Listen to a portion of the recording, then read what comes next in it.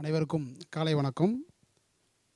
பொது நூலக இயக்குனர், இணை இயக்குனர் மற்றும் அண்ணா நூற்றாண்டு நூலகத்தின் முதன்மை நூலகர் மற்றும் தகவல் அலுவலர் ஆகியோரின் மேற்பார்வையில் இன்று பிரெய்லி பிரிவில் உயர்கல்வி மற்றும் ஆராய்ச்சி கல்வியில் வாய்ப்புகள் மற்றும் வழிமுறைகள் ஏசியல் எக்ஸ்ப்ரோ மாதாந்திர நிகழ்விற்கு வருகை தந்துள்ள சிறப்பு விருந்தினர், பிரெய்லி பிரிவு பயனாளிகள், நூல்கட்டு பிரிவு ஊழியர்கள், நூலகர்கள், தன்னார்வலர்கள் உள்ளிட்ட அனைவரையும் அன்போடு வரவேற்று மகிழ்கிறது நமது அண்ணா நூற்றாண்டு நூலகம். நிகழ்வின் தொடர்ச்சியாக அனைவரையும் வரவேற்று நமது சிறப்பு விருந்தினர் திரு வே கார்த்திக் அவர்களுக்கு நமது அன்பின் வெளிப்பாடாய் நினைவு பரிசு வழங்கிட தரைத்தள பொறுப்பாளர் நூலகர் முனைவர் திரு வெங்கடேசன் அவர்களை அன்போடு அழைக்கின்றோம்.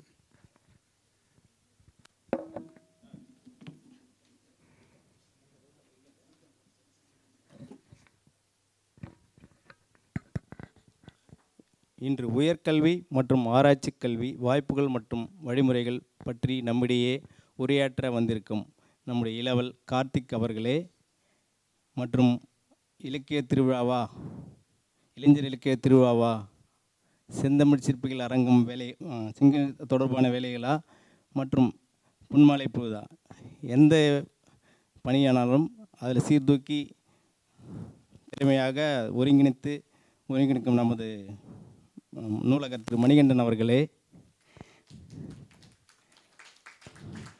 மற்றும் பார்வை மாற்றுத்திறன் பிரிவு நமது பிரிவின் பிரெய்லி பிரிவின் ஒருங்கிணைப்பாளர் திரு முனைவர் மோகநாதன் அவர்களே, அப்புறம் நமது பிரிவின் வலைத்தளம் இணையதளம் மற்றும் அண்ணா நூற்றாண்டு நூலகத்தின் நிகழ்வுகளை அந்த சமூக வலைத்தளத்தில் உடனுக்குடன் சுட பகிரும் திரு முனைவர் மோகநாதன் அவர்களே, அப்புறம் அடுத்து முனைவர் ஆராய்ச்சி மேற்கொண்டு வரும் மும்தாஜ் மேடம் அவர்களே, அப்புறம் நமது நூலக உதவியாளர் திரு திவ்யா மற்றும் தொழில்நுட்ப பணியாளர்கள் மற்றும் நூல் கட்டும் நூலகர்கள் மற்றும் நம்மிடையே இன்று வந்திருக்கும் பார்வை மாற்றுத்திறன் மாணவ மாணவியர்கள் மற்றும் அண்ணா நூற்றாண்டு நூலக வாசகர் அனைவரையும் இந்த நிகழ்விற்கு வருக என அனைவரையும் இருங்கரம் கூப்பி வரவேற்கிறேன்.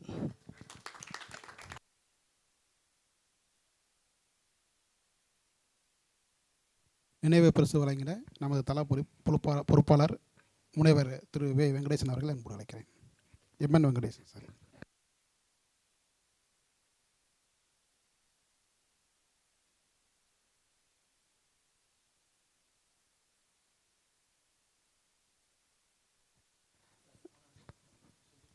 இந்த நிகழ்வு முடிந்த பிறகு நம்ம சென்னை வாலண்டியர்ஸ்னு ஒன்று சொல்லிட்டு நம்ம நூலகத்துக்கு நிறைய வாலண்டியர்ஸ் அவங்க வாலண்டியர்ஸ் ஆர்கனைஸ் பண்ணி நம்மளுக்கு அனுப்பிச்சிட்ருக்காங்க.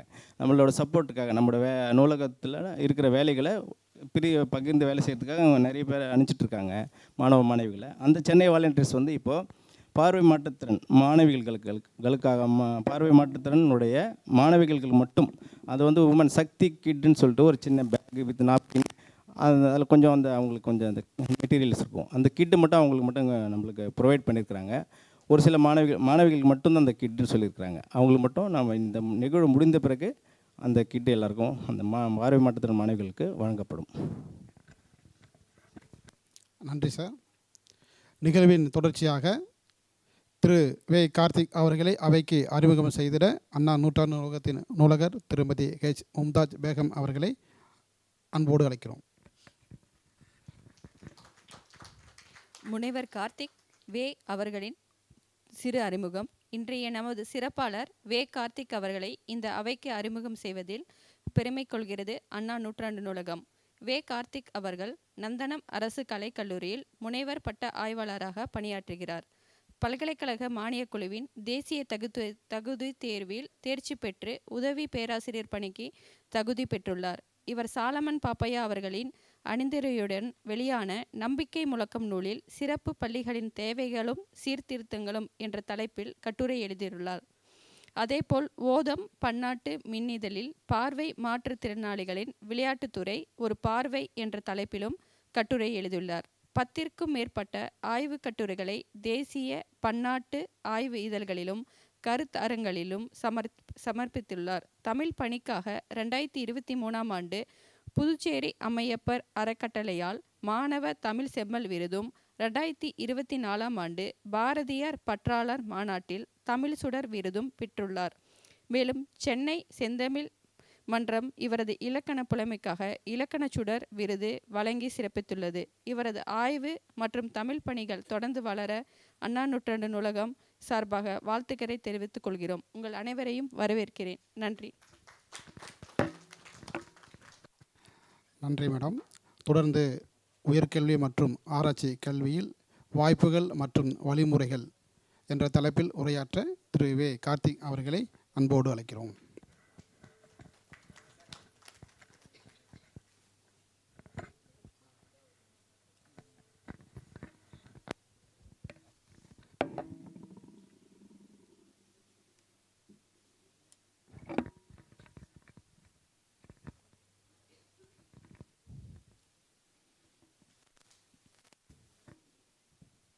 நூலைப்படி சங்கத்தமிழ் நூலைப்படி, முறைப்படி நூலைப்படி, காலையில் படி மாலையில் படி கடும்பகல் படி என்ற பாரதிதாசனின் வரிகளை தொட்டு என்னடி தொடங்குகின்றேன்.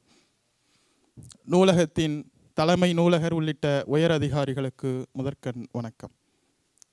பிரெய்லி பிரிவினுடைய பொறுப்பாளர் திரு வெங்கடேசன் அவர்களே, பிரெய்லி பிரிவு நூலகர்கள் முனைவர் லோகநாதன் அவர்களே, முனைவர் மணிகண்டன் அவர்களே, திருமதி மும்தாஸ் பேகம் அவர்களே, திருமதி கலைவாணி அவர்களே, உதவியாளர் திருமதி திவ்யா அவர்களே, இந்த உரையை கேட்க வந்துள்ள அன்பு நண்பர்களே, உங்கள் அனைவருக்கும் முதற்கண் வணக்கத்தினை உரித்தாக்கிக் கொள்கின்றேன். இந்த சிறியவனுக்கு இந்த சிறிய வாய்ப்பினை மிக பெரிய மனதோடு எனக்கு அளித்தமைக்கு முதலில் நன்றியினை இந்த அண்ணா நூற்றாண்டு நூலகத்தின் பிரெய்லி பிரிவுக்கு தெரிவித்துக் கொள்கின்றேன். எனது சார்பாக ஒரு சிறிய அன்பளிப்பினை இந்த நூலகத்திற்கு, இந்த பிரெய்லி பிரிவிற்கு வழங்கலாம் என நினைக்கின்றேன். நான் முதலில் என்னுடைய முதல் என்ற விஷயம் ரொம்ப புதிதானது. நான் எழுதிய முதல் கட்டுரையை அணிந்துரையோடு வெளியிட்டவர் நம்முடைய மதிப்பிற்குரிய பேராசிரியர் தாமரை திரு சாலமன் பாப்பையா ஐயா அவர்கள். அவருடைய அணிந்துரையோடு வெளியிட்ட நம்பிக்கை முழக்கம் எனும் நூலின் பார்வை மாற்றுத்திறனாளிகள் குறித்து அநேக கட்டுரைகள் மிகவும் தெளிவாகவும் அவர்களின் வாழ்வியல் குறித்தும் சிறப்பாகவும் பேசப்பட்டு வருகிறது. அந்த நூலை இந்த பிரெய்லி பிரிவிற்கு அன்பளிப்பாக வழங்க விளைகிறேன்.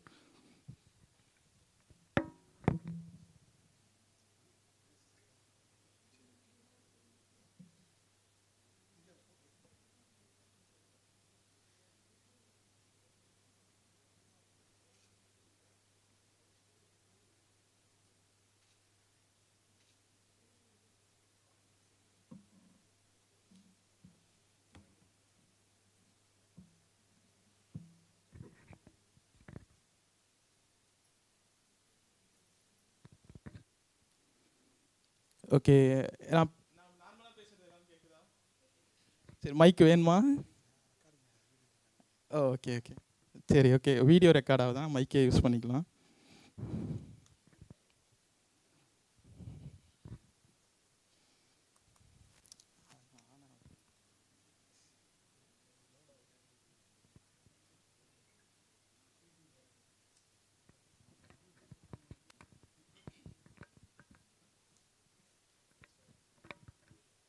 ஓகே, நம்முடைய தலைப்பு என்ன அப்படின்னா, உயர்கல்வி மற்றும் ஆராய்ச்சி கல்வி. என்ன யாரா படிச்சிங்களா? தலைப்பு என்னன்னு தெரிஞ்சு வந்தீங்களா?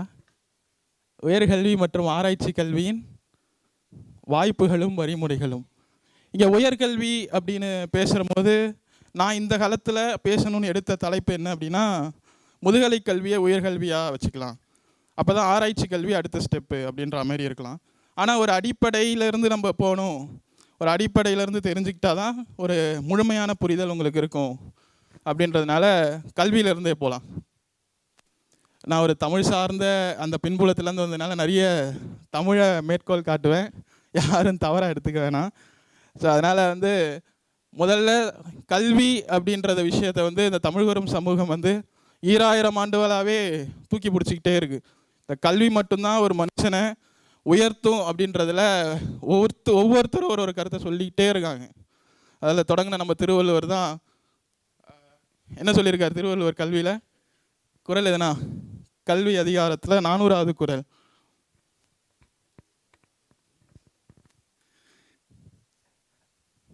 கல்வி என்னும் எழுத்தும் கண்ணெனத்தகும் அப்படின்னு சொல்லியிருக்காருல்ல. கரெக்டாக பேச இன்ட்ராக்ட் பண்ணுவோம். நம்ம ஜென்ரலாக ஒரு மாதிரி ஜோயலான செஷன் மாதிரி தான் போகும், நம்ம இன்ட்ராக்ட் பண்ணுவோம். ஓகேங்களா? அதே மாதிரி தான் ஔவையார் கற்கை நன்றே கற்கை நன்றே பிச்சை புகினும் கற்கை நன்றேன்றாரு சொல்கிறாங்க. ஓகேங்களா? பிச்சை எடுத்தாவது எப்படியாவது படிச்சிடறா, படிப்பு தான் நமக்கு வந்து சோறு போடும். குறிப்பாக நம்மை போன்றவர்களுக்கு கல்வி வந்து ரொம்ப இன்றியமையாதது அப்படின்னு தெரியும். சின்ன வயசுலேருந்து எவ்வளோ படிச்சிருப்போம், படிக்கணும்னு எவ்வளோ ஆசைப்பட்டிருப்போம். இன்னமும் நிறைய பேருக்கு அது எட்டா கனியாகவே இருந்துக்கிட்டு இருக்கு. ஆனால் நம்ம வந்து ஏதோ ஒரு வகையில் யாரோ ஒரு உதவியால் படித்து வந்துட்டோம். அதனால் வந்து இந்த கல்வி வந்து சிறப்பாக நமக்கு கிடச்சிட்ருக்கு. நவீன கால இலக்கியம்னு சொல்லப்படக்கூடிய திரைப்படங்கள் கூட கல்வியை ரொம்ப சிறப்பாக சொல்லிகிட்ருக்கு. நம்மகிட்ட நிலம் இருந்தால் எடுத்துப்பானுங்க, காசு இருந்தால் பிடுங்கிப்பானுங்க.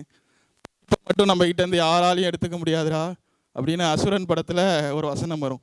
ஸோ நவீன கால இலக்கியங்கள் கூட கல்வியை இன்னமும் தூக்கி பிடிச்சிக்கிட்டே இருக்கும். ஒரு வெகுஜன மக்களுக்கு மத்தியில் கல்வி ஒரு சமூக மாற்றத்திற்கான ஒரு விஷயமாக மட்டும்தான் பார்க்கப்படுது. நமக்கு மட்டும்தான் ஒரு சுயமரியாதைக்குரிய ஒரு வழியாகவும் ஒரு தன்மானத்துக்கான ஒரு தூண்டுகோலாகவும் இந்த மாதிரிலாம் கல்வி இருந்துக்கிட்டே இருக்குது.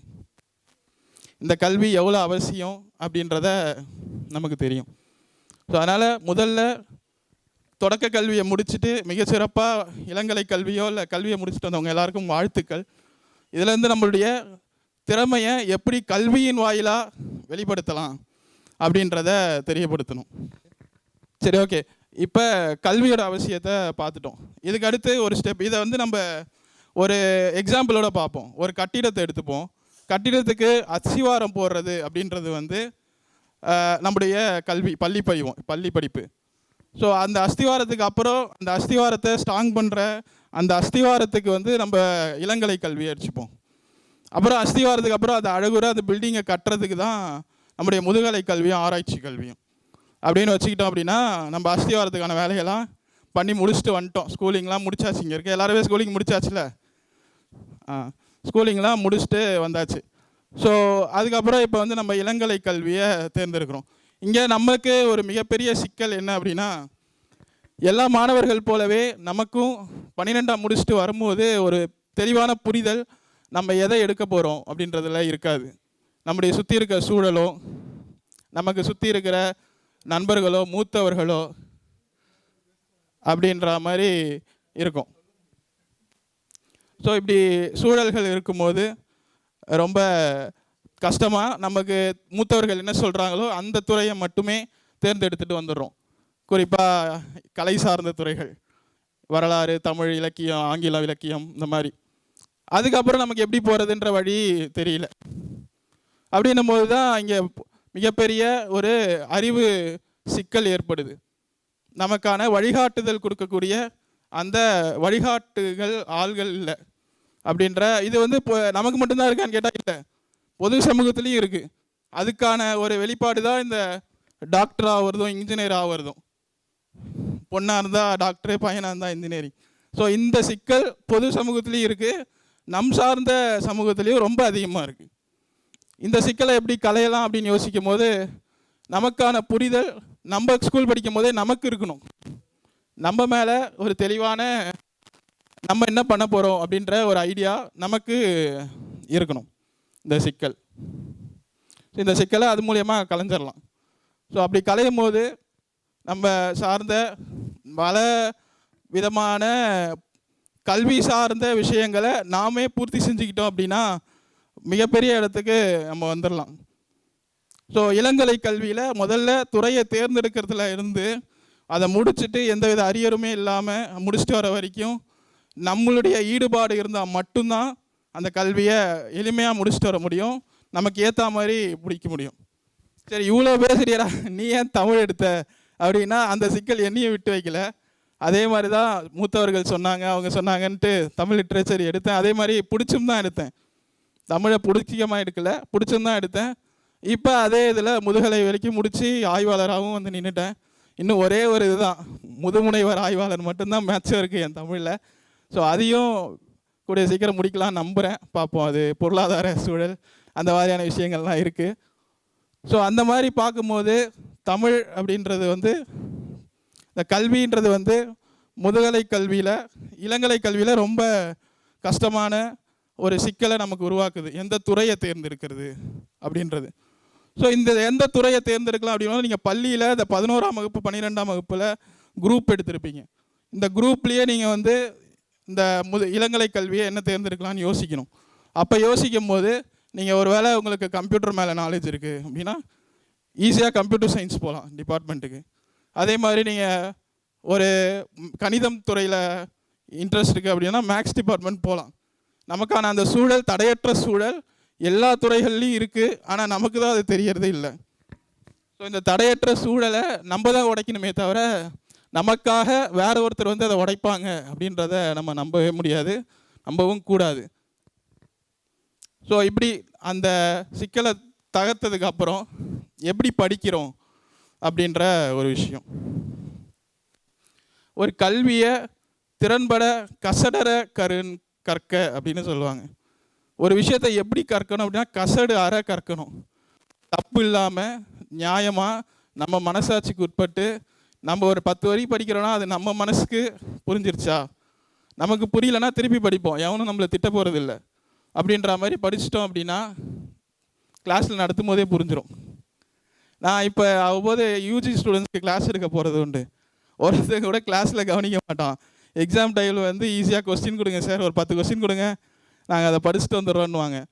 ஸோ இந்த கல்வி சூழல் வந்து ஒரு மனிதனை இந்த சமூகத்துக்கு உழைப்பாளியாக மட்டுமே தந்துகிட்ருக்கு, முதலாளியாக தர தயங்கிக்கிட்டே இருக்குது. காரணம் என்னென்னா அந்த கல்வி சூழல் அப்படி அந்த மாணவர்களை உருவாக்கிடுச்சு. ஸோ அதை நம்மிடையிலும் நிறைய இருக்குது. அதை நம்ம வந்து கலைஞ்சிட்டோம் அப்படின்னா ஒரு துறை சார்ந்த வல்லுநராக நம்மளும் மாறலாம். அதுக்கு நிறைய எக்ஸாம்பிள்ஸ் இப்போ லைவில் நிறைய பேர் இருந்துக்கிட்டே இருக்காங்க. ஐஏஎஸ் ஃபீல்ட்லேயும் சரி, ப்ரொஃபஸர் ஃபீல்ட்லேயும் சரி, ரிசர்ச்சர் ஃபீல்ட்லேயும் சரி, எல்லா ஃபீல்ட்லேயுமே ஒரு கல்வி சார்ந்த துறை இல்லாமல் பிற துறைகளில் ஐடி ஃபீல்ட்லேயும் நம்ம ஆளுங்க நிறைய பேர் இருக்காங்க. ரீசெண்டாக கேள்விப்பட்டிருக்கீங்க, நிறைய ஐடி எம்ப்ளாயீஸாக நம்ம ஆளுங்க ஆகிட்டாங்க. ஸோ இந்த மாதிரி எல்லா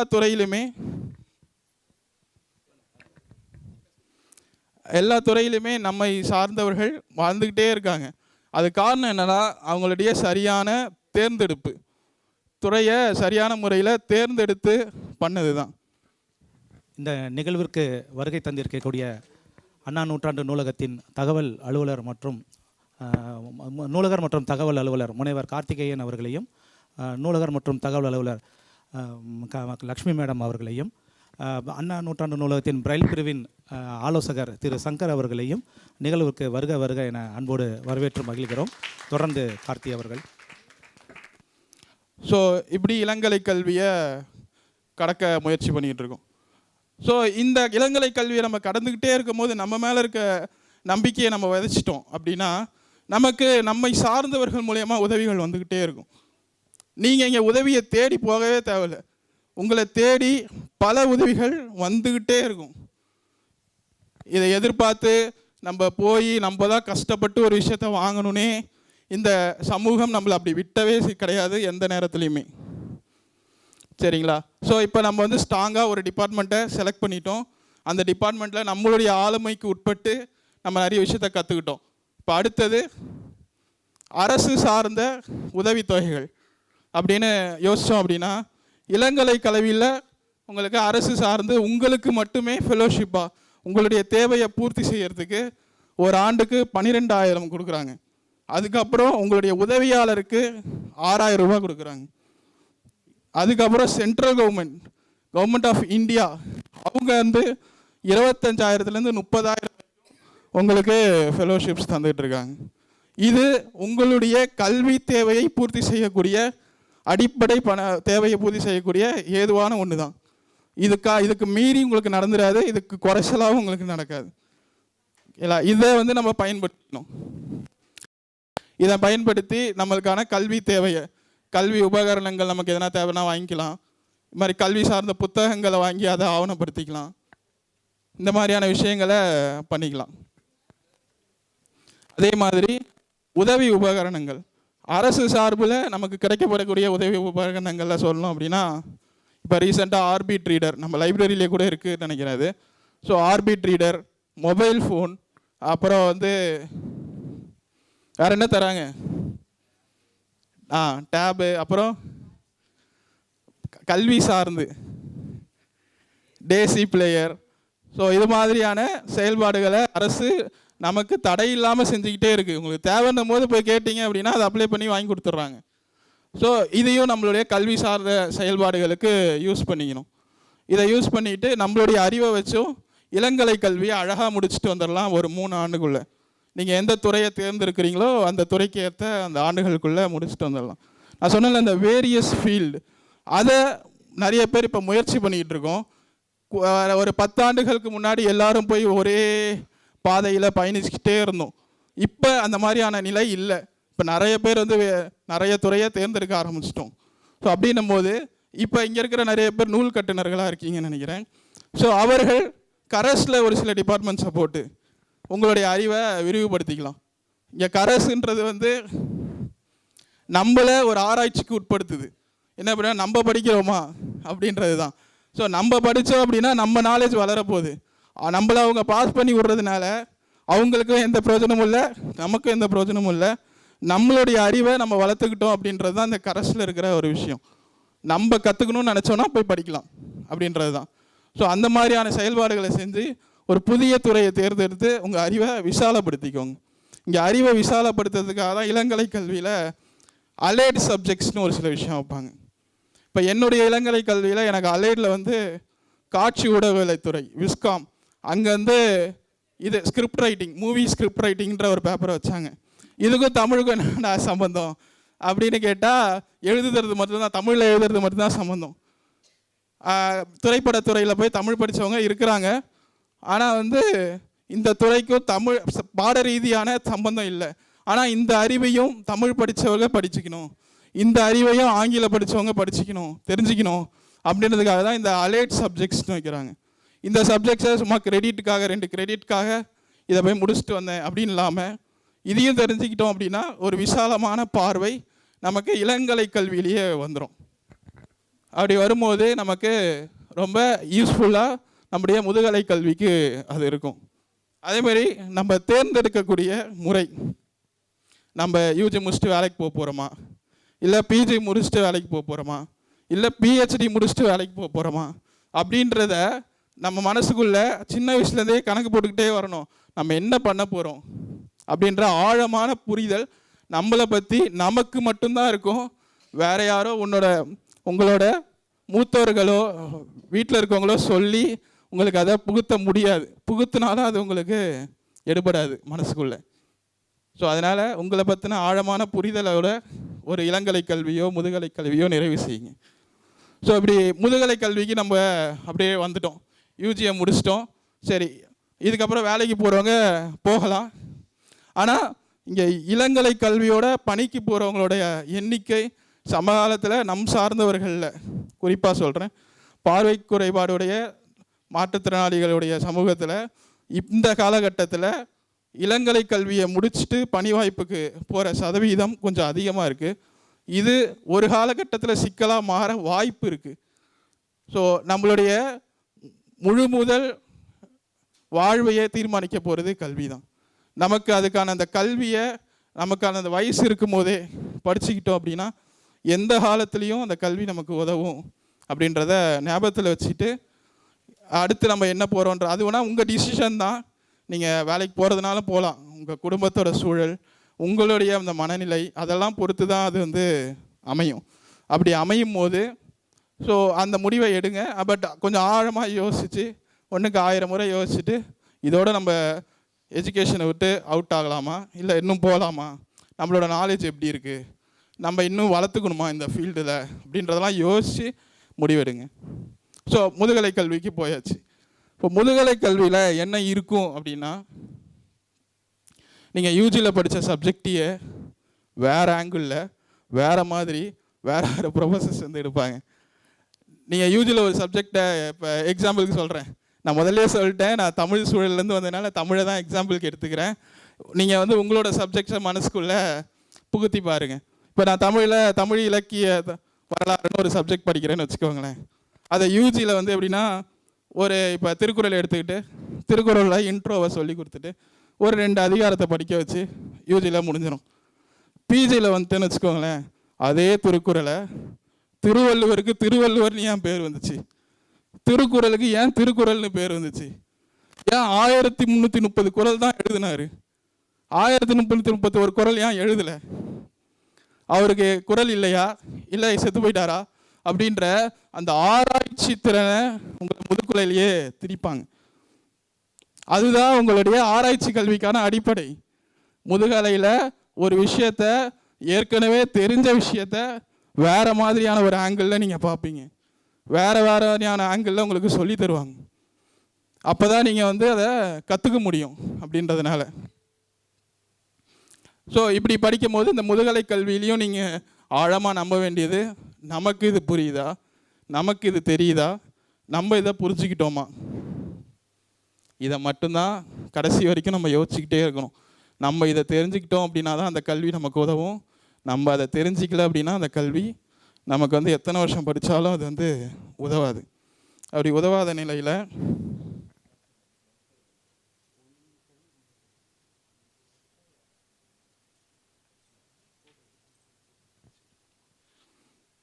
ஸோ அப்படின்னு முதுகலை கல்வியில் வந்துட்டோம். இதே முதுகலை கல்வியில் நம்மளுடைய அரசு பணி, அரசு சார்ந்த உதவிகள் இப்படி வந்துட்டோம் அப்படின்னா, அதான் சொல்கிறேனே, நம்ம படிச்சுட்டோம் அப்படின்னா நமக்கு உதவி செய்ய பல பேர் இருந்துக்கிட்டே இருக்காங்கல்ல. ஸோ மறுபடியும் இந்த இடத்துலையும் அரசு வந்து தலையிடுது. நீ எப்படி நீ ஏன் உதவி இல்லாமல் படிச்சிருவ, இல்லை நீ நல்லா படிக்கிற நான் உனக்கு உதவி செய்கிறேன் அப்படின்ற மாதிரி அரசு இங்கேயும் வந்துட்டு உங்களுக்கு யூஜியை பொறுத்த வரைக்கும் யூஜியில் 12,000 கொடுத்தாங்கல்ல, பிஜியில் அப்படியே 14,000 கொடுக்குறாங்க. உங்கள் செலவுக்கு மட்டும் 14,000. உங்களுடைய உதவியாளர், எழுத்தாளர், இந்த ஸ்கிரைப் சொல்லுவோம்ல, அவங்களுக்கு தனியாக 6,000. அதுக்கப்புறம் சென்ட்ரல் கவர்மெண்ட்லேருந்து, கவர்மெண்ட் ஆஃப் இந்தியா கிட்டேருந்து உங்களுக்கு வந்து 30,000 50,000 வரைக்கும் உங்களுடைய இன்ஸ்டிடியூஷனை பொறுத்தும் உங்களுடைய குறிப்பிட்ட சமூகங்களை பொறுத்தும் மாறுபட்டு 30,000 50,000 வரைக்கும் கொடுத்துட்ருக்காங்க. ஸோ இதுவும் உங்களுடைய முதுகலை கல்விக்கு போதுமான ஒன்று. இதை வச்சு நீங்கள் ஒரு 2 வருஷம் பிஜி டிகிரியை முடிச்சுட்டு வந்துடலாம். அப்படி பிஜி டிகிரியை முடிக்கும் போது உதவி உபகரணங்கள் அதே தான். ஸோ கவர்மெண்ட் சைட்லேருந்து பிஜி ஸ்டூடெண்ட்ஸ்க்கும் அதே தான் தராங்க. இப்போ கரண்ட்டாக பட்ஜெட் பார்த்தீங்களா, பட்ஜெட் நியூஸ்லாம் பார்த்தீங்களா, இப்போ போயிட்டுருக்குல்ல, அந்த பட்ஜெட்டில் உள்ள புதுசாக வந்து கல்லூரி மாணவர்களுக்காக ஒன்று சொல்லியிருக்காங்களே, என்ன சொன்னாங்க, அனைத்து கல்லூரி மாணவர்களுக்கும் மடிக்கணினி. அது உங்களுக்கு எவ்வளோ யூஸ்ஃபுல்லாக இருக்கும் கொஞ்சம் யோசிச்சு பாருங்களேன். குறிப்பாக ஒரு பொது மாணவர்களுக்கு காட்டிலும் ஒரு பார்வைத்திறன் குறையுடைய மாணவருக்கு மடிக்கணினின்றது எவ்வளோ இன்றியமையாதது அப்படின்றது உங்களுக்கு உங்கள் பள்ளியிலேருந்து சொல்லிக்கிட்டே வருவாங்க. எத்தனை பேர் ஸ்கூலில் கம்ப்யூட்டரில் இதுதான் சிபியூவா அப்படின்னு தொட்டு பார்த்து ஆச்சரியப்பட்டது பிஜி படிக்கும் போதோ இல்லை யூஜி படிக்கும் போதோ கைவந்த கலையாக இருக்குது, இவ்வளோ தான்டா கம்ப்யூட்டரு அப்படின்ற மாதிரி நிறைய பேருக்கு ஆயிருக்கும். ஸோ அப்படி இருக்கும்போது அந்த கம்ப்யூட்டரையே கவர்மெண்ட் வந்து இப்போ நமக்கு வந்து ஃப்ரீயாக தர முன் வந்திருக்கு மாணவர்களுடைய கல்வி இதுக்காக. ஸோ அதையுமே நம்ம வந்து யூஸ் பண்ணிக்கலாம் வருங்காலங்களில். ஸோ அந்த மடிக்கணினியும் வந்து கொடுத்துட்ருக்காங்க. ஸோ அதையும் நீங்கள் யூஸ் பண்ணிக்கலாம் அடிஷ்னலாக. ஸோ இப்படி நம்மளுடைய ஆய்வுக்கான முன்களத்தை முதுகலை கல்வியில் நம்ம படிச்சுக்கிட்டு இருக்கும்போது இந்த முதுகலை கல்வியில் ஒரு சில விஷயங்களை கவனத்தில் கொள்ளணும். என்ன அப்படின்னா, அடுத்து நம்ம என்ன செய்ய போகிறோம், இதோடு அவுட் ஆக போகிறோமா, இதுக்கப்புறம் ஒரு வேலைக்கு போக போகிறோமா, இல்லை இதுக்கப்புறமும் நம்ம படித்து நம்மளுடைய அறிவை இந்த துறை சார்ந்த துறையில் வலிமைப்படுத்திக்க போகிறோமா அப்படின்றத யோசிக்கணும். அப்படி யோசிக்கும் போது உங்கள் மனசில் எல்லாருக்குள்ளேயும் 2 விதமான எண்ணம் தான் தோணும். ஒன்று போகலாம், இல்லை போகணும், படிக்க போகணும், இல்லை படிக்க போக வேணாம் அப்படின்றது தான். ஸோ இங்கே வந்து உங்களோட டிசிஷன் கரெக்டாக இருக்கும் பெரும்பாலும். ஏன்னா உங்களோட சூழலை நீங்கள் யோசிச்சிருவீங்க. உங்களுக்கு ஓரளவுக்கு அந்த மெச்சூரிட்டி அப்படின்னு சொல்லுவோம், கல்வி சார்ந்த மெச்சூரிட்டி. இந்த இடத்துல நம்ம வந்து நம்மளுடைய எஜுகேஷன் சார்ந்த மெச்சூரிட்டி நமக்கு நிறைய வந்துடும். அப்படி வரும்போது நம்ம யோசிக்க கற்றுக்கிட்டு நம்ம வந்து அந்த இடத்துல அழகாக தேர்ந்தெடுத்துருவோம் அந்த துறையை என்ன பண்ண போகிறோம் அப்படின்றத. ஸோ இதுக்கப்புறம் ஆய்வு துறைக்கு போகலாம், ஆராய்ச்சி துறைக்கு. இங்கே ஆராய்ச்சி துறைன்றது மிகப்பெரிய ஒரு ஓப்பனை நமக்காக தந்துக்கிட்டே இருக்குது. கடந்த வருஷம் ஜேஎன்யூவில் 8 சீட்டு வருஷம் தருவாங்க பிஹெச்டி ஸ்காலர்ஸ்க்கு இன்டர்வியூ வச்சு. அதில் 8 சீட்டு ஃபுல்லாகல தமிழுக்கு. இது மாதிரி ஒரு துறையிலையும் இருக்குது. ஹிஸ்ட்ரி எடுத்துக்கிட்டோன்னா இதே தான், சோஷியாலஜி எடுத்துக்கிட்டோன்னா இதே தான். ஸோ இந்த மாதிரி அது ஓப்பன் நிறைய இருக்குது, நம்ம போய் அந்த இடத்த அடைய மாட்டோம் அப்படின்ற ஒரு பெரிய குறை இருக்குது. இதுலேயும் நமக்கான ரிசர்வேஷன்ஸ் இருக்குது. தெரியும்ல, எஜுகேஷன் ஃபீல்டில் 5% இடஒதுக்கீடு மாற்றுத்திறனாளிகளுக்கு இருக்குது. அது உங்கள் எல்லாருக்கும் தெரியும்ல. எப்படி வேலை வாய்ப்பில் 4% இருக்கோ அதே மாதிரி எஜுகேஷன் ஃபீல்ட்லேயும் கல்வி சார்ந்த துறைகளில் 5% இடஒதுக்கீடு நமக்கு இருக்குது. அந்த மாதிரியான விஷயங்கள் இருந்துக்கிட்டே இருக்குது.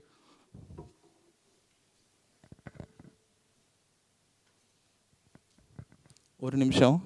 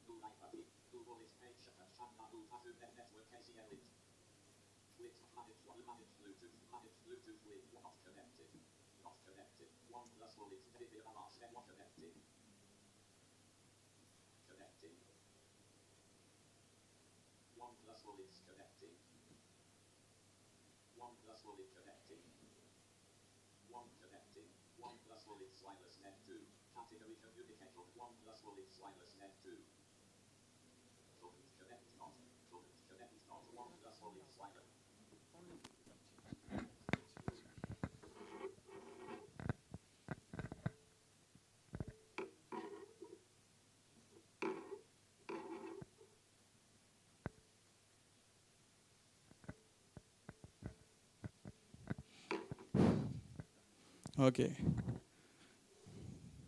ஸோ 2-3 நாள் ப்ரிப்பேர் பண்ணது இவ்வளோ நாள் ஓடிடுச்சு. இதுக்கப்புறம் கணினியை வச்சு யூஸ் பண்ணிக்கலாம். ஸோ இதுதான் அடிப்படை. இது வந்து ஒரு இந்த டைமுக்கான எக்ஸாம்பிள்னு சொல்லலாம், நம்ம நம்பணும் அப்படின்றதுக்கு. ஏன்னா ஒரு உதவி உபகரணத்தை நம்பி வந்தோம் அப்படின்னா இந்த மாதிரியான சிக்கல்களும் நமக்கு ஏற்படும் அப்படின்ற ஒரு சேம் எக்ஸாம்பிள் இப்போ நடந்துக்கிட்டு இருக்கு. ஏன்னா இதையுமே நம்ம புரிஞ்சுக்கலாம்.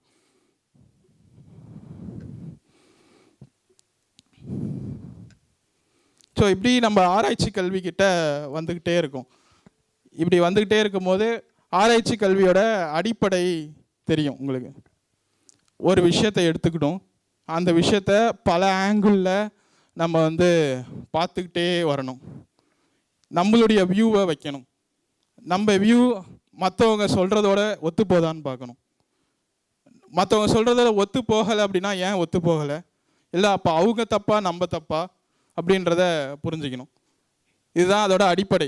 இதை தாண்டி நிறைய இருக்குது. அடிப்படையாக புரிஞ்சுக்கிறது இந்த விஷயம். இப்படி புரிஞ்சுக்கிட்டோம் அப்படின்னா ஆராய்ச்சி கல்வியை வந்து நமக்கு ரொம்ப எளிமையாக 3 ஆண்டுகளில் நிறைவு பெறக்கூடிய ஒரு விஷயந்தான் இது. ஆனால் நமக்கு வந்து அரசு வந்து இங்கேயுமே வந்து 3 ஆண்டுலாம் வேணாம், நல்லா படித்து ஆழமாக எனக்கு ஒரு தீசஸை கொடு, உனக்கு வந்து 5 வருஷம் தரேன், 5 வருஷத்துலேயும் உனக்கு முடியலையா ஒரு எக்ஸ்டென்ஷன் போடு, 6 வருஷம் தரேன், 6 வருஷத்துலேயும் உனக்கு முடியலையா ஒரு ரீஅப்பாயின்மெண்ட் போடு, இன்னும் நல்லா ஆழமாக படி அப்படின்னு சொல்லி எக்ஸ்டெண்ட் பண்ணி உங்கள் கிட்டேருந்து ஒரு ரிசர்ச்சை ரொம்ப நியாயமான அழகாக தரத்துக்கு எல்லா முயற்சியும் நம்முடைய கல்வி புலம் செஞ்சுக்கிட்டே இருக்குது. ஸோ இந்த இடத்துல நம்ம என்ன பண்ணணும், நம்ம எப்படி ஒரு ஆராய்ச்சி கல்விக்குள்ளே நுழையலாம்? இந்த இடத்துக்கு வரும்போது உங்களுடைய வயசு கிட்டத்தட்ட ஒரு 24க்கு மேலே இருக்கும். ஸோ அப்படி வரும்போது உங்கள் குடும்ப சூழலில் உங்களோட கல்வியிலேயே வந்து உங்களுடைய வயது வந்து ரொம்ப அதிகமாகிட்டு இருக்கும். இங்கே நிறைய பேர் வந்து 3வது வரைக்கும் நார்மல் ஸ்கூலில் படிச்சிருப்பீங்க. ஒரு ஸ்பெஷல் ஸ்கூல் வரும்போது இங்கே பிரெயில் கற்றுக்கணும், 1வதுலேருந்து போவோங்க அப்படின்றவாங்க. 6வது படித்து 1வது படித்தவங்களையும் நான் பார்த்துருக்கேன். ஸோ இந்த மாதிரி உங்கள் வயசு பள்ளி கல்வியிலேயே அதிகமாக போயிடும். ஸோ இந்த மாதிரி இருக்கிறவங்களுக்கு முதுகலை கல்வி முடிக்கும் போது ஒரு மிகப்பெரிய ஒரு ஏஜ் டிஃப்ரென்ஸ் வந்து ஆராய்ச்சி கல்வியில் வந்துடும். அப்படி அந்த ஆராய்ச்சி கல்வியில் வரும்போது உங்கள் குடும்ப சூழலை உங்களை வந்து தள்ளும். உங்கள் குடும்பம் வந்து பொருளாதாரத்தில் பின்தங்கி இருக்கலாம், இல்லை நீங்கள் தான் போய் வேலைக்கு போய் உங்கள் குடும்பத்தை காப்பாற்றணும் அப்படின்ற ஒரு சில பொருளாதார காரணிகள் உங்களை பணிக்கு போன்னு தள்ளும். அதுக்கப்புறம் உங்களுடைய கருத்து, 5 வருஷம் இதில் போய் அடைஞ்சிட்டோன்னா இன்னும் படிச்சுக்கிட்டே இருக்கானா எவன் பொண்ணு தருவான், இன்னும் படிச்சுக்கிட்டே இருந்தால் எவன் வேலை தருவான், இன்னும் படிச்சுக்கிட்டே இருந்தால் எப்போ தான் வேலைக்கு போகிறது, இந்த மாதிரி உங்கள் மனக்கருத்துக்கள் நிறைய உங்களை சுற்றி வரும்.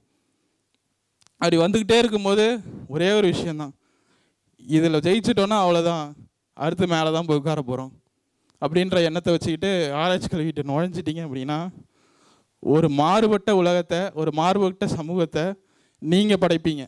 உங்கள் ஆய்வுகள் மூலமாக நீங்கள் இது பண்ணுவீங்க அப்படின்ற ஒரு விஷயந்தான். இந்த ஆராய்ச்சி கல்வியில் நீங்கள் அடிப்படையாக உங்களை ஒரு ஆய்வாளனாக உருவாக்கணும். பெரும்பாலும் ஒரு இது இருக்குது, இந்த சயின்ஸில் இருக்கவங்கெல்லாம் வந்து ஏதோ ஒரு விஷயத்த கண்டுபிடிச்சி பேட்டர்ன்லாம் வாங்கி நான் ஒரு ரிசர்ச்சர் அப்படின்னு சொல்லிப்பாங்க. ஆர்ட்ஸில் இருக்கவங்க ஏதோ மீளாய்வு மாதிரி ஒரு விஷயத்தை தொகுத்து கொடுத்துட்டு இதுதான் ஆராய்ச்சி அப்படின்றாங்க. அப்படின்ற ஒரு பொதுப்போக்கான ஒரு விஷயம் இருக்குது. இங்கே நம்மளுடைய கலை சார்ந்த விஷயத்தில் ஆய்ந்து எடுக்கக்கூடிய பல விஷயங்கள் இன்னும் எடுக்கப்படாமையே இருக்குது. அதுக்கு காரணம் என்ன அப்படின்னா ஒரு சில மேம்போக்கான ஆய்வாளர்களால் தான். அப்படி நீங்கள் யாரும் ஆயிடக்கூடாது அப்படின்றதுக்காக தான் இந்த மாதிரியான கருத்தரங்கங்கள் வச்சுக்கிட்டே இருக்காங்க. ஸோ நம்மளுடைய ஆய்வு ஏதோ ஒரு விஷயத்தை இந்த சமூகத்தில் தாக்கத்தை உண்டாக்கணும், அந்த தாக்கம் சமூகத்துக்கு ஒரு நற்பயனை உருவாக்கணும், இது நம்மளுடைய வரலாற்றை இந்த உலகத்துக்கு தெரிவிக்கணும் அப்படின்ற ஒரு கண்ணோட்டத்தோட நம்முடைய ஆய்வை அணுகணும். இப்படி அணுகும் போது நமக்கு ஒரு புரிதல் உருவாகும், இந்த சமூகத்து மீதே புரிதல் உருவாகும். ஏன் அப்படின்னா நீங்கள் ஆராய்ச்சி பண்ணும்போது உங்களுக்கு நிறைய கேள்விகள் தோணும். எவன் கேள்வி கேட்குறானோ அவன் வாழ்க்கையை கற்றுக்கிட்டான்னு சொல்லுவாங்க. ஸோ உங்களுக்கான கேள்வி தான் உங்களுடைய அடுத்த அடிக்கான ஒரு முன்னெடுப்பு அப்படின்னு சொல்லலாம். அதுவும் குறிப்பாக கல்வி சார்ந்த கேள்வி, உங்கள் துறை சார்ந்த கேள்வி தான் உங்களை அந்த துறையில் புலமைப்படுத்தும், தலைமைத்துவத்துக்கு உங்களை வலியுறுத்தும். ஸோ இந்த மாதிரியான விஷயங்கள் உங்களுக்கு ரொம்ப எளிமையாக ஈஸியாக கற்றுக்கிட்டீங்க அப்படின்னா உங்களுக்கு இது அடிப்படையிலேயே முதுகலை கல்வியில் டெசர்டேஷன் அப்படின்ற விஷயத்தில் உங்களுக்கு இதை சொல்லிடுவாங்க. டெசர்டேஷனில் ஒரு 50 பக்கம் தான் எழுதுவீங்க. அந்த 50 பக்கத்தில் நீங்கள் ஒரு ஆழமான கருத்தை சொல்லிட்டீங்க அப்படின்னா உங்கள் ரிசர்ச் ப்ரொபோசலே இல்லாமல் உங்கள் கைடு வந்து உங்களை ஏற்றுப்பாங்க. ஏன் அப்படின்னா அந்த ஆழமான கருத்தை நீங்கள் பெருசாக சொல்லிட்டீங்க அப்படின்னா இந்த சமூகத்துக்கு புதுசாக ஏதோ ஒன்று நம்ம சொல்லிட்டோம், நம்ம மூலியமாக இந்த பையன் சொல்லிட்டான் அப்படின்றத ஒரு விஷயத்த. ஸோ உங்களோட பிஜிலேயே அந்த டெஸ்டேஷன் ஒர்க் மூலியமாகவே உங்களுடைய ஆராய்ச்சி அறிவை கொஞ்சம் கொஞ்சமாக வளர்த்துக்கிட்டே வரணும். ஸோ நீங்கள் பிஹெச்டி வந்துட்டீங்க அப்படின்னா உங்கள் ஆராய்ச்சி கல்வியை ரொம்ப ஆழமாக ரொம்ப அழகாக சிறப்பாக 3 வருஷத்தில் முடிக்கலாம். இன்னும் உங்களுக்கு டைம் தேவை அப்படின்னா 5 வருஷம் வரைக்கும் முடிக்கலாம். சரி, இதான் சொல்லிட்டுல வேலை கிடைக்கும், அது பொருளாதாரத்துக்கு நான் என்ன பண்ணுவேன், 25 வயசாச்சே எரும மாடு மாதிரி வீட்டில் இருக்கிறியே என்ன பண்ணுற, இந்த மாதிரியான வசை சொற்களுக்கெல்லாம் ஒரே பதில் தான் யூஜிசி வச்சுருக்கு, பல்கலைக்கழக மானியக் குழு. எத்தனை பேருக்கு தெரியும் யூஜிசி நேஷ்னல் எலிஜிபிலிட்டி டெஸ்ட், தேசிய தகுதி தேர்வு. இந்த தேசிய தகுதி தேர்வுன்ற விஷயம் வருஷத்துக்கு 2 தாட்டி நடக்குது. பிஹெச்டி படிக்கிற பல பேரோட கனவாகவும் பல பேரோடைய அந்த பொருளாதார சூழலை அடைச்ச ஒரு விஷயமாக தான் இந்த யூஜிசியோட நேஷ்னல் எலிஜிபிலிட்டி டெஸ்ட்டில் பாஸ் பண்ணால் கொடுக்குற அந்த JRF, junior research fellowship, junior research fellow அப்படின்ற அந்த பட்டம். ஸோ இந்த ஜூனியர் ரிசர்ச் ஃபெலோஷிப் மூலயமா உங்களுடைய பொருளாதார தேவையும் பூர்த்தி ஆகிடும், உங்களுக்கான கல்வி சார்ந்த தேவையும் பூர்த்தி ஆகிடும், எல்லாமே பூர்த்தி ஆகிடும். குறிப்பாக உங்களுடைய இந்த ஜேஆர்எஃப் எக்ஸாம், இந்த நெட் எக்ஸாம் பற்றி ஃபஸ்ட்டு சொல்லிடுறேன். வருஷத்துக்கு 2 தாட்டி யூஜிசி சார்பாக என்டிஏ, நேஷ்னல் எக்ஸாம், இது அவங்க தேசிய தேர்வு முகமை அவங்க நடத்துவாங்க. அவங்க உங்களுக்கான சப்ஜெக்ட் நாலேஜ்க்கு ஒரு 100 கொஸ்டின்ஸும், உங்களுடைய ஜென்ரல் எபிலிட்டிக்கு ஒரு 50 கொஸ்டின்ஸும் போட்டு 150 கொஸ்டின்ஸ்க்கு 300 மார்க்ஸ்க்கு வச்சு இதில் கட் ஆஃப் வைப்பாங்க. டாப் 6% எடுக்கிறவங்களுக்கு தான் இந்த ஜேஆர்எஃப். எழுதுகிறவங்கலேருந்து முதன்மையாக 6% இருக்கவங்க மட்டும்தான் இதுக்கு எலிஜிபிள் ஆவீங்க. இதை ஒரு 3 கேட்டகரியாக இப்போ UGC பிரிச்சிருச்சு.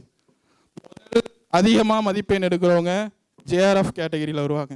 JRF and assistant professor qualified and PhD admission, இந்த 3 அவங்களுக்கு கிடச்சிரும். இல்லை அதுக்குள்ளே கொஞ்சம் கம்மியாக மார்க் எடுக்கிறோம் அப்படின்னா qualified for assistant professor and admission for PhD அப்படின்னு வந்துடும். 2 இது குவாலிஃபை ஆகிடுவீங்க. இல்லை இன்னும் கொஞ்சம் கம்மியாக எடுத்துட்டீங்க மார்க்கு அப்படின்னா குவாலிஃபைட் ஃபார் பிஹெச்டி. உங்களை எத்தனை பேருக்கு தெரியும்னு தெரில, ரீசெண்டாக யூஜிசி ஒரு அறிவிப்பை வெளியிட்டிருக்கு. அடுத்த பிஹெச்டி அட்மிஷன்லேருந்து இந்த நேஷ்னல் எலிஜிபிலிட்டி டெஸ்ட் நெட் அப்படின்ற எக்ஸாமை பாஸ் பண்ணால் மட்டும்தான் உங்களால் பிஹெச்டி அட்மிஷன் போட முடியும். முதல்ல முதுகலை கல்வி மட்டுமே போதுமானதாக இருந்தது. இப்போ யூஜிசி இதை கொஞ்சம் ஸ்ட்ரிக்ட் பண்ணி இந்த எக்ஸாமை பாஸ் பண்ணால் தான் பிஹெச்டி போட முடியும் அப்படின்ற ஒரு விஷயத்தை கொண்டு வந்துருச்சு. அது ரொம்ப கஷ்டம்லாம் கிடையாது, ரொம்ப எளிமை தான். அந்த விஷயத்தை பாஸ் பண்ணிவிட்டு உள்ளே போனீங்கன்னா உங்களுக்கு ஒரு எலிஜிபிலிட்டியோடு நம்ம உள்ளே போனோம் அப்படின்ற ஒரு கட்ஸ் இருக்கும். ஸோ அப்படி பண்ணும்போது இந்த என்டிஏவுடைய இந்த எக்ஸாம் ஜேஆர்எஃப் பாஸ் பண்ணிட்டீங்க அப்படின்னா உங்களுக்கு ஒரு மாதத்திற்கு ஒரு ஊதியம் மாதிரி, உங்களுக்கான ஊதியம் தான் அது. உதவித்தொகையோ ஊக்கத்தொகையோ அந்த மாதிரியான வார்த்தைகள் கூட இல்லை, ஊதியம் தான் அது. உங்களுடைய பொருளாதார தேவையும் நீங்கள் அதை வச்சு பூர்த்தி செஞ்சுக்கலாம், உங்களுடைய கல்வி சார்ந்த ஆய்வு சார்ந்த பணிகளுக்கும் அதை வச்சு யூஸ் பண்ணிக்கலாம், மற்ற எல்லா விஷயத்துக்குமே அதை யூஸ் பண்ணிக்கலாம், உங்கள் குடும்பத்தையும் அதை வச்சு நடத்தலாம். அப்படின்ற அளவுக்கு தான் யூஜிசியோட அந்த ஜேஆர்எஃப் ஃபெலோஷிப் இருக்குது. ஸோ இது இல்லைனா நம்ம என்ன பண்ணுறது, இதில் பாஸ் பண்ண முடியலன்னா என்ன பண்ணுறது அப்படின்னு யோசிச்சிங்கன்னா அதுக்கும் யூஜிசி மறுபடியும் இன்னொரு ஸ்கீமை கொண்டு வந்துட்டாங்க. இருக்குது என்ன அப்படின்னா என்எஃப்ஓபிசி, இது கம்யூனல் பேஸில் வரும். ஓபிசி கம்யூனிட்டியில் இருந்தீங்கன்னா நீங்கள் ஜேஆர்எஃப் ஒரு 2 மார்க்கில் கம்மியாக இருக்கும், ஒரு 4 மார்க்கில் கம்மியாக இருக்கும். இந்த மாதிரி கம்மியானவங்களை செலக்ட் பண்ணி அதில் ஒரு குறிப்பிட்ட பர்சன்டேஜை தேர்ந்தெடுத்து இந்த என்எஃப்ஓபிசி அப்படின்ற கம்யூனல் இதுக்குள்ளே ஒரு கொஞ்சம் பேராக கொடுப்பாங்க. அதுக்கப்புறம் என்எஃப்எஸ்சி அப்படின்ற கம்யூனல் இதுக்குள்ளே ஒரு கொஞ்சம் பேருக்கு ஃபெலோஷிப் தருவாங்க. அதுக்கப்புறம் என்எஃப்எஸ்டி, இந்த மாதிரியான கம்யூனல் பேஸ்டு ஃபெலோஷிப்ஸும் யூஜிசி தந்துக்கிட்டு இருக்கு. இது மட்டும் இல்லாமல் தமிழ்நாடு கவர்மெண்ட் இதுலேயும் இல்லை அப்படின்னா, தமிழ்நாடு கவர்மெண்ட் இப்போ ரீசெண்டாக ஒரு 1 இயர் பேக் நம்ம சீஃப் மினிஸ்டரால் அனௌன்ஸ் பண்ணப்பட்டு இப்போ கரண்ட்டாக இருந்துக்கிட்டு இருக்கு. என்ன அப்படின்னா சீஃப் மினிஸ்டர் ரிசர்ச் ஃபண்ட் அப்படின்ற ஒரு விஷயம். இது கலை சார்ந்த துறைகளுக்கு ஆராய்ச்சி பணிகளுக்கு 60 பேரையும், அறிவியல் சார்ந்த ஆராய்ச்சி பணிக்கு 60 பேரையும் தேர்ந்தெடுத்து இந்த தேர்வை வச்சு, தேர்வு தான் அதுவும் தேர்வு தான், தேர்வு வச்சு அதில் 60 பேரை செலக்ட் பண்ணி அவங்களுக்கு மாதந்தோறும் ஒரு குறிப்பிட்ட தொகையை தந்து ஆராய்ச்சி பண்ணுங்க அப்படின்னு சொல்கிறது இந்த ஸ்டேட் கவர்மெண்ட்டோட இது. இது மட்டும் இல்லாமல் நிறைய துறைகள் ஸ்பெசிஃபிக்காக ஒரு குறிப்பிட்ட துறைக்கு மட்டும் ஒரு ஃபெலோஷிப்ஸை தந்துக்கிட்டே இருக்குது. குறிப்பாக பார்த்தோம் அப்படின்னா தமிழுக்கு மத்திய செம்மொழி ஆராய்ச்சி நிறுவனம் அவங்க என்ன பண்ணுறாங்க, மாதம் உங்களுக்கு ஒரு தொகையை கொடுத்து சங்க இலக்கியத்தில் நீங்கள் ஆய்வு பண்ணீங்க அப்படின்னா தராங்க. அதுக்கப்புறம் ஹிஸ்ட்ரிக்கு ஒரு தனியாக ஒரு இன்ஸ்டியூஷன் வச்சு அவங்க ஸ்பெஷலாக ஒன்று தராங்க. அதே மாதிரி இங்கிலீஷ்க்கு, இந்த மாதிரி ஒரு குறிப்பிட்ட சமூகம் சார்ந்த ஒரு சில சூழலுக்கு, இந்த மாதிரி ஒரு அமைப்புகளும் தனித்தனியாக தந்துக்கிட்டே இருக்காங்க வச்சு, ஸ்பெஷலாக வச்சு நீங்கள் எதுலாம் ஒன்றுத்துக்கு போயிடுங்க, ஆராய்ச்சி பண்ணி எங்களுக்கு எதனா ஒரு கருத்து தந்துடுங்க, உங்களை நாங்கள் பார்த்துக்குறோம் அப்படின்ற மாதிரி ரொம்ப ஆழமாக உங்களை நம்பி உங்களுக்கு இந்த இதெல்லாம் சொல்கிறேன் பாருங்களேன். ஹிஸ்ட்ரிக்கு வந்து Indian council for historical research, Indian council for social science research, இவங்க வந்து சமூகவியல் சார்ந்த ஆராய்ச்சிகளுக்கு உங்களுக்கான ஃபெலோஷிப்பை தராங்க. அதுக்கப்புறம் நீங்கள் சென்ட்ரல் யூனிவர்சிட்டிஸில் பண்ணுறீங்கல்ல, அதாவது நம்ம ஐஐடி மெட்ராஸ், அப்புறம் புதுவை பல்கலைக்கழகம், மத்திய பல்கலைக்கழகம், திருவாரூர் மத்திய பல்கலைக்கழகம், இங்கெல்லாம் பண்ணிங்கன்னா இங்கே எப்படி சிஆர்எம்ஆர்எஃப்னு இருக்குது, சீஃப் மினிஸ்டர் ரிசர்ச் ஃபண்ட், அந்த மாதிரி சென்ட்ரல் கவர்மெண்ட்டில் பிஎம்ஆர்எஃப்னு ஒன்று இருக்குது, prime minister research fund. So இது மத்திய பல்கலைக்கழகத்தில் நீங்கள் ரிசர்ச் பண்ணுறீங்க அப்படின்னா உங்களுக்கான அந்த இதை தருவாங்க.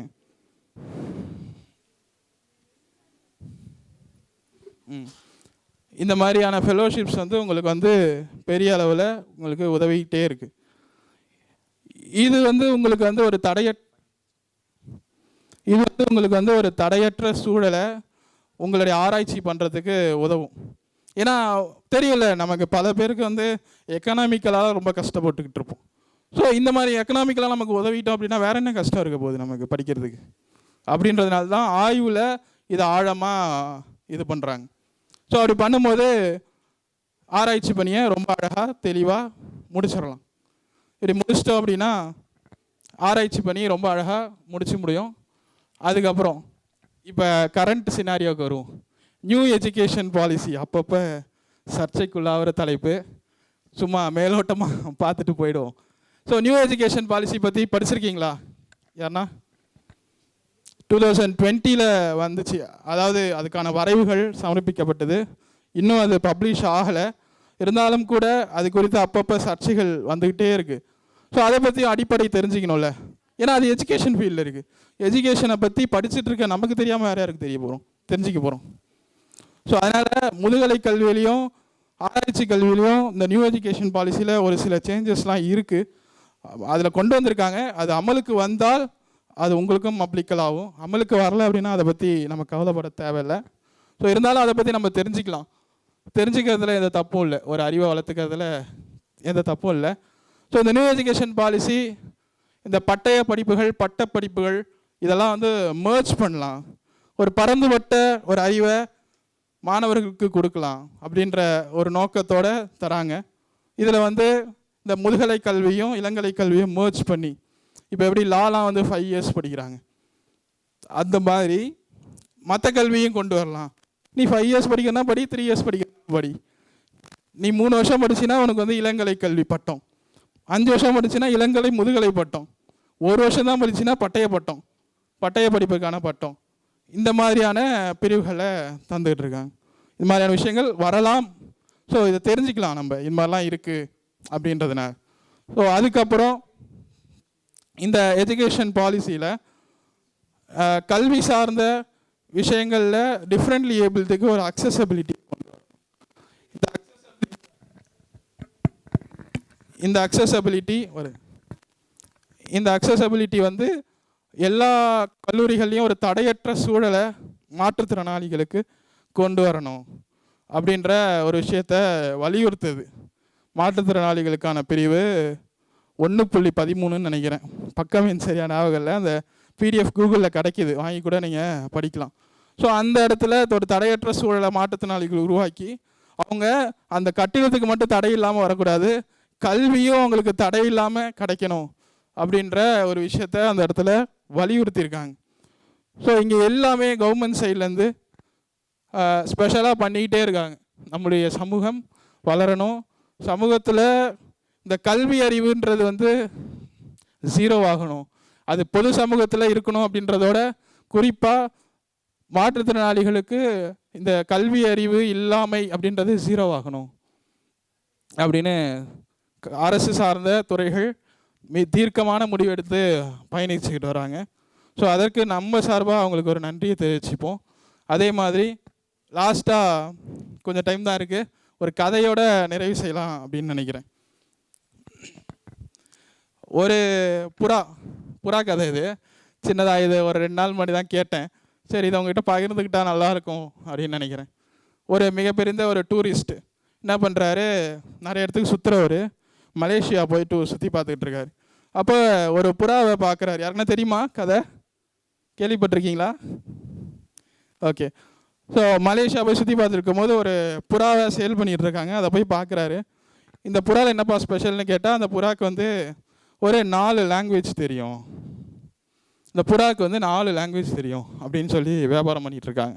இவருக்கு ஆச்சரியமாக போயிடுது, புறாவுக்கு 4 லாங்குவேஜ் தெரியுதா அப்படின்னு சொல்லிட்டு ஆச்சரியப்பட்டு புறாவை வாங்கி அவர் டூருக்கு சுற்றி பார்க்கறதுக்கு நாள் இருக்கிறதுனால வீட்டுக்கு அதை வந்து கொரியர் பண்ணிடுறாரு. வீட்டுக்கு கொரியர் பண்ணிவிட்டு இவர் பொறுமையாக சுற்றி பார்த்துட்டு ஒரு 20-25 நாள் கழித்து வீட்டுக்கு போகிறார். போயிட்டு அவங்க வீட்டம்மா கிட்ட போய் தேடுறாரு. முதல்ல புறாவை நல்லா தேடி பார்த்தா காணும் புறாவை. என்னடா புறாவை காணுன்ட்டு வீட்டம்மா கிட்ட புறா எங்கம்மான்னு கேட்டால், புறா நீ அம்சனே வந்துதாம்மான்னு கேட்டார் ஃபர்ஸ்ட்டு. வந்துச்சு, இங்கே தான் இருந்தது எங்கேயோ அப்படின்னு சொல்லி முதல்ல மழுப்புறாங்க. அப்புறம் நல்லா சண்டை போடுறாங்க, எங்கே காணும் அந்த புறாவை, ஏன் பறக்க விட்ட அப்படின்னு சொல்லி நல்லா சண்டை போட்டதுக்கப்புறம் அந்த அம்மா சொல்லுது, சரி ஏதோ நீ வரேன்னு சொல்லிட்டு ஆசையாக இளங்கறியாக இருந்ததுன்னு அடித்து அடுப்பில் வச்சிட்டேன், ஒரு 1/2 மணி நேரம் போகிறேன் தட்டுக்கு வந்துடும் அப்படின்னு சொல்கிறாங்க. இவருக்கு கடுமையான கோவம், அந்த புறாவை அடிச்சிடுச்சே, 4 லாங்குவேஜ் தானே புறா அது, அதை போய் இப்படி இது பண்ணிட்டேன்னு கம்மையாக திட்டுறாரு அவங்க ஒய்ஃபை. அப்படி திட்டும் போது 4 லாங்குவேஜ் தெரியுமா, எதனா ஒரு மொழியிலையாவது என்னை வெட்டாதன்னு சொல்லியிருந்தா நான் வெட்டாமல் இருந்திருப்பேன்ட்டு அந்த அம்மா. ஸோ நம்மளை பற்றி நம்ம எக்ஸிபிட் பண்ணாமல், நம்மளை பற்றி நம்ம வெளியில் சொல்லாமல் யாருக்கும் அது தெரியவே தெரியாது. நீங்கள் இதை எக்ஸ்பீரியன்ஸ் பண்ணியிருக்கலாம். உங்களோட ஸ்கூல் லைஃப்பில் உங்கள் டீச்சர்ஸ் வந்து நீ பேசுறியாடா, நீ பாடுறியாடா, வாடா பாடுறா, நீ தான் பாடி ஆகணும், உங்களுக்கு பாடவே வராது, நீ தான் பாடி ஆகணும், போ மைக்கு பிடி அப்படின்றவாங்க. ஆனால் உங்களோட காலேஜ் லைஃப்பில் அது ரொம்ப ரேராக தான் நடந்திருக்கும். காரணம் என்னன்னு யோசிச்சிருக்கீங்களா? அதிகமான க்ரௌடு, அவ்வளோதான், வேறு எதுவும். க்ரௌடு அதிகமாக இருக்கிறதுனால நம்ம அங்கே கவனிக்க மாட்டாங்க.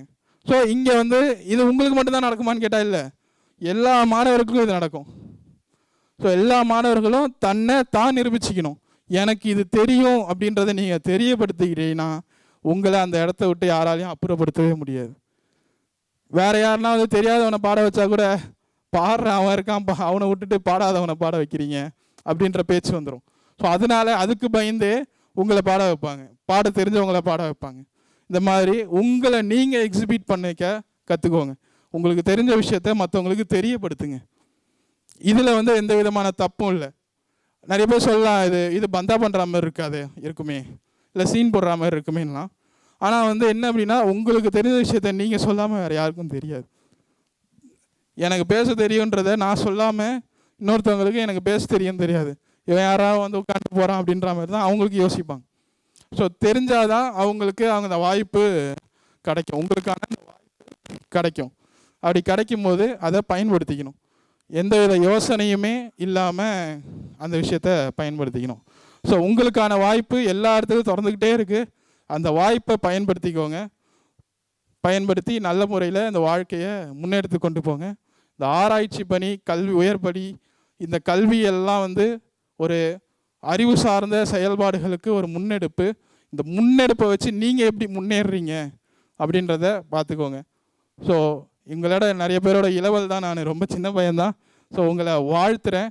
வாழ்த்தி இந்த வாய்ப்பினை அளித்த அண்ணா நூற்றாண்டு நூலகத்தினுடைய பிரெய்லி பிரிவுக்கு என்னுடைய நெஞ்சார்ந்த நன்றிகளையும் தெரிவித்துக்கொண்டு விடைபெறுகிறேன். நன்றி, வணக்கம்.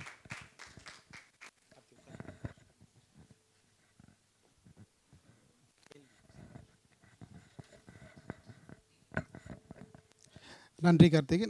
நல்லதொரு சிறப்புரை வழங்கியிருக்கார். அதாவது உயர்கல்வி மற்றும் ஆராய்ச்சி கல்வியில் வாய்ப்புகள் மற்றும் வழிமுறைகள். அதாவது ஸ்கூலில் படிக்கும்போதும் சரி, காலேஜ் படிக்கும்போதும் சரி, யூனிவர்சிட்டியில் படிக்கும்போதும் சரி, நம்ம என்னென்ன பிரச்சனையை ஃபேஸ் பண்ணுறோம் அதை பற்றி நல்ல ஒரு விளக்கம் கொடுத்துருக்கிறாரு. ஸ்காலர்ஷிப் பற்றி சொல்லியிருக்கிறாரு, யூஜிசி ஃபெல்லோஷிப்பு, சிஎம் ஃபெல்லோஷிப்பு, அதுக்கு பிறகு பார்த்திங்கன்னா ஐசிஎஸ், அதாவது social science research foundation. So இப்படி பல துறைகளிலிருந்து உங்களுக்கு கிடைக்கக்கூடிய இந்த ஃபெல்லோஷிப் பற்றி நல்ல ஒரு சிறப்பான ஒரு அறிவுரை சிறப்புரையை நம்ம கொடுத்துக்கிறார். அவருக்கு எனது நெஞ்சார்ந்த நன்றியை தெரிவித்துக் கொள்கிறேன். இப்போ வந்து தொடர்வது சிறப்பு விருந்தினர் அவர்களோடு வாசக அன்பர்கள் கலந்துரையாடும் நேரம். ஸோ உங்களுக்கு இந்த உயர்கல்வி பற்றி உங்களுக்கு ஏதாவது கேள்வி இருந்தால் அவர்கிட்ட கேட்கலாம். யாராவது கேட்க விரும்புகிறீங்களா? இந்த நேஷ்னல் எஜுகேஷன் பாலிசி இம்ப்ளிமெண்ட் ஆகுமா சீக்கிரமா? கேள்வி ரொம்ப நல்ல கேள்வி தான். நான் சொல்லும் போதே சொன்னேன், இந்த நேஷ்னல் எஜுகேஷன் பாலிசியோட வரைவு 2020 வெளியிட்டுட்டாங்க. ஸோ அப்படி வெளியிட்டு 25 வரைக்கும் அதுக்கான சர்ச்சைகள் போயிட்டே இருக்குது. ஸோ இது வெளியில் வரும் அப்படின்னா நிறைய திருத்தங்கள் வேணும், நிறைய ஒரு சில விஷயங்களை திருத்தியே ஆகணும். ஸோ அப்படியான விஷயங்கள் திருத்தப்பட்டுச்சு அப்படின்னா வெகு விரைவில் வெளியே வரலாம். திருத்தப்படலை அப்படின்னா திருத்தப்பட சொல்லி வலியுறுத்திக்கிட்டே இருப்பாங்க. ஸோ அந்த மாதிரியான விஷயங்கள் காலம்தான் சொல்லணும் அதுக்கான பதிலை. அப்படி சொல்லும்போது இந்த நேஷ்னல் எஜுகேஷன் பாலிசி வெளியில் வந்துச்சு அப்படின்னா, திருத்தப்பட்ட பதிவோடு வந்துச்சுன்னா ஒரு நல்ல முன்னெடுப்பு இந்த இந்தியாவுடைய கல்வி சூழல் வளர்கிறதுக்கு. வெளி வரணும் அப்படின்றது தான் அந்த மாதிரியான ஆட்களோட நம்பிக்கை. ஸோ அது நல்ல திருத்தத்தோடு வெளிவரும்னு நம்புவோம் கூடிய சீக்கிரம். ஆனால் அது அரசு சைட்லேயும் அது கார்ந்த அறியாதிகள் கையிலையும் தான் இருக்குது. நம்ம சைடில் எதுவும் இல்லை. நம்ம அதை பற்றி தெரிஞ்சுக்கிறதோட சரி அப்படின்ற மாதிரி புரிதலோடு நிறுத்திக்கலாம். நான் சொன்னேன், கேள்வி கேட்கறது தான் ஆராய்ச்சி பணியோட அடிப்படையே அப்படின்னு சொன்னேன். சார், என்னுடைய பேர் ஜெயக்குமார். நான் வந்து எம்ஏ செகண்ட் இயர் இப்போ பிரசிடென்சி காலேஜில் படிச்சிருக்கேன் தமிழ். எனக்கு வந்து நெட் எக்ஸாம் இப்போ வந்து லாங்குவேஜ் எப்படி படிக்கணும், அதுக்கு என்னென்ன பண்ணணுன்றதை மட்டும் ஒரு இது சொன்னீங்கன்னா கொஞ்சம். லாங்குவேஜ்னா ஃபஸ்ட் பேப்பர் சொல்கிறீங்களா? Second paper sir. Okay, second paper Tamil தானே நீங்கள்? ஆமாம் சார், நம்ம துறை தான். சரி, தமிழ் நீங்கள் பொதுவாகவே சொல்லிடுறேன், இங்கே இருக்கிற எல்லாருக்குமே சொல்லிடுறேன். 150 கொஸ்டின்ஸ் சொன்னேன். 50 கொஸ்டின்ஸ் வந்து உங்களுக்கு ஜென்ரல் ஸ்டடீஸ்லேருந்து வரும். அதில் என்ன ஒரு சிக்கல் அப்படின்னா ஆங்கிலத்தில் மட்டும்தான் வரும். ஆங்கிலம்னாலே ஆங்கிலத்துலேருந்தே கேட்பாங்கன்னு நம்மள பல பேர் நினச்சிருக்கோம். அது கிடையாது. அந்த மொழி மட்டும்தான் ஆங்கிலமே தவிர உங்களுடைய ஜென்ரல் எபிலிட்டியை மட்டும்தான் அதில் டெஸ்ட் பண்ணுவாங்க. இந்த சூழலில் நீங்கள் என்ன யோசிப்பீங்க, இந்த கணக்குக்கு என்ன, இது மேக்ஸ் வந்து நமக்கு எல்லாத்துலேயும் வருதில்லை, அன்றாட வாழ்க்கையில் வருதில்லை, அதுதான் வந்து ஃபஸ்ட் பேப்பரில் ஜென்ரலாக கேட்குறது. ஸோ நீங்கள் ஃபஸ்ட் பேப்பரை ஜென்ரல் இங்கிலீஷில் வருது அப்படின்றதுக்காகவே நிறைய பேர் அதை ஒபீட் பண்ணிடுறோம். அது இல்லாமல் ஃபஸ்ட் பேப்பர் கிளியர் பண்ணிட்டு நீங்கள் வந்து லாங்குவேஜ் பேப்பர், அதாவது மொழி பாடத்துக்கு வந்தீங்க, உங்களுடைய மேஜர் சப்ஜெக்ட்டுக்கு வந்தீங்க அப்படின்னா, தம்பி கேட்ட தமிழுக்கு வந்து பொதுவாக அவங்க கொடுத்த யூனிட்டில் இருக்கிற ஒரு விஷயத்தையும் அடிப்படையிலேருந்து படிச்சுக்கணும். நீங்கள் வந்து தமிழ் இலக்கியம் திருக்குறள் எழுதின திருவள்ளுவர் மட்டும் படித்தா போதாது ஒரு நெட் எக்ஸாமுக்கு. திருக்குறளால் ஏன் ஏற்றப்பட்டதுன்ற கேள்விக்கு உங்களுக்கு பதில் தெரியணும் அப்படின்ற விஷயத்தை, அதாவது இது எக்ஸாம்பிளுக்கு தான் சொல்கிறேன். இந்த மாதிரியான கேள்விகளை உருவாக்கி விடைகளை தேடுங்க. அப்படி தேடும்போது ஈஸியாக நீங்கள் அந்த சிலபஸை ஃபில் பண்ணிடலாம், முடிச்சிடலாம். நீங்கள் சிலபஸை கவர் பண்ணாலே போதும். இங்கே நிறைய பேர் பண்ணுற தப்பு என்னென்னா, சிலபஸில் தமிழில் இருக்க எல்லாமே தான் சிலபஸில் இருக்குது அப்படின்ட்டு தோன்றதெல்லாம் எடுத்து படிக்க ஆரம்பிச்சிடுவாங்க. தோன்றதெல்லாம் இப்போ படிச்சுட்டு இருப்பாங்க, திடீர்னு கம்பராமாயணம் படிச்சுட்டு இருப்பாங்க, போர் அடிக்கும், திடீர்னு சிலப்பதிகாரம் எடுத்து படிக்க ஆரம்பிச்சிடுவாங்க. அப்படி படிக்கக்கூடாது. நம்ம படிக்கிறோம் அப்படின்னா அதோட ஆணிவேரோடு படிக்கணும், அதோட அடிப்படையோடு படிக்கணும். ஒரு விஷயத்த நமக்கு மண்டையில் ஏறிடுச்சுன்னா தான் அந்த விஷயத்த விடணும். இப்போ கம்பராமாயணம் நமக்கு ஒரு 2 நாள் படிக்கிறோம், நமக்கு புரியல, அரைகுறையாக தான் புரிஞ்சிருக்கு அப்படின்னா இன்னும் 2 நாள் எடுத்துக்கிறதுல தப்பே கிடையாது. 2 நாள் எடுத்து அதை புரிஞ்சதுக்கப்புறம் தான் அடுத்த டாபிக் போகணும். முடிஞ்ச அளவுக்கு புரிஞ்சு படிங்க. அந்த சிலபஸில் இருக்கிறத தெளிவாக கவர் பண்ணுங்கள். அப்படி கவர் பண்ணாலே ஈஸியாக முடிச்சிடலாம். மார்க் கம்மியாகுது, ஒரு அட்டம்ப்டில் முடியல அப்படின்றதுக்காக நீங்கள் விட்டுறாதீங்க. அதான் வருஷத்துக்கு 2 எக்ஸாம் வைக்கிறாங்க, 2-3 அட்டம்ப்ட் எழுதுங்க, ஈஸியாக கிளியர் பண்ணிடலாம். அடுத்து நிகழ்வை தொடர்ந்து சென்னை தன்னார்வலர்கள் அமைப்பு சார்பாக பிரெய்லி பெண் பயனாளிகளுக்கு புலைட் சக்தி என்னும் திட்டத்தின் கீழ் பேக் கிட் வழங்கும் நிகழ்வு நடைபெற உள்ளது.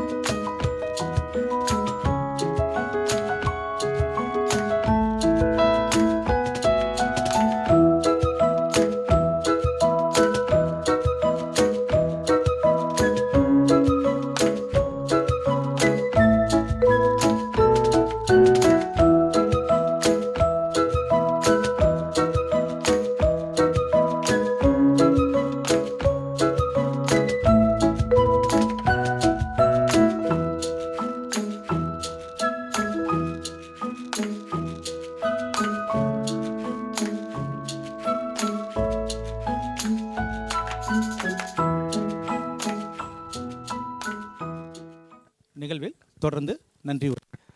இந்த ப்ராடக்ட் சக்தி பேக்கெட் வழங்கும் நிகழ்விற்கு கலந்து கொண்ட நம்மளது அன்பான அழைப்பினை ஏற்று கலந்து கொண்ட முனைவர் சந்தான கார்த்திகேயன் அவர்களுக்கும் லக்ஷ்மி மேடம் அவர்களுக்கும் திரு சங்கர் அவர்களுக்கும் உள்ளிட்ட நம்மளுடைய நூலகர்கள் அவர்களுக்கும் எங்களுடைய நன்றினை தெரிவித்துக்கொண்டு நிகழ்வில் நன்றி உரை. அது அன்பான அழைப்பினை ஏற்று இன்றைய நாளில் நம்முடைய உயர்கல்வி மற்றும் ஆராய்ச்சி கல்வியில் வாய்ப்புகள் மற்றும் வழிமுறைகள் என்ற தலைப்பில் பல்வேறு கருத்துக்களை பகிர்ந்து கொண்ட திரு வே கார்த்திக் அவர்களுக்கு அண்ணா நூற்றாண்டு நூலகம் சார்பில் மனமார்ந்த நன்றியினை தெரிவித்துக் கொள்கிறோம். முன்னதாக இந்த நிகழ்வினை நடத்துவதற்கு வேண்டிய வசதிகளை அளித்துள்ள அண்ணா நூற்றாண்டு நூலகத்தின் நூலகர்கள் அனைவருக்கும் நூலக அலுவலர் அனைவர்களுக்கும் நிகழ்வில் கலந்து கொண்டு சிறப்பித்த பிரைலி பிரிவு பயனாளிகள், நூலகர்கள், வாசகர்கள், சென்னை தன்னார்வலர்கள் அமைப்பினை சேர்ந்த திரு வசந்த் உள்ளிட்ட அனைவருக்கும் நெஞ்சார்ந்த நன்றியினை தெரிவித்துக் கொள்கிறோம். இந்த நிகழ்வானது சிறப்பாக நடைபெற ஒத்துழைப்பு வழங்கிய அலுவலக பணியாளர்கள், தொழில்நுட்ப கலைஞர்கள், ஒளி அமைப்பாளர்கள், பாதுகாவல் பணியாளர்கள் மற்றும் தூய்மை பணியாளர்கள் அனைவருக்கும் நெஞ்சார்ந்த நன்றியினை தெரிவித்துக் கொள்கிறோம். நன்றி.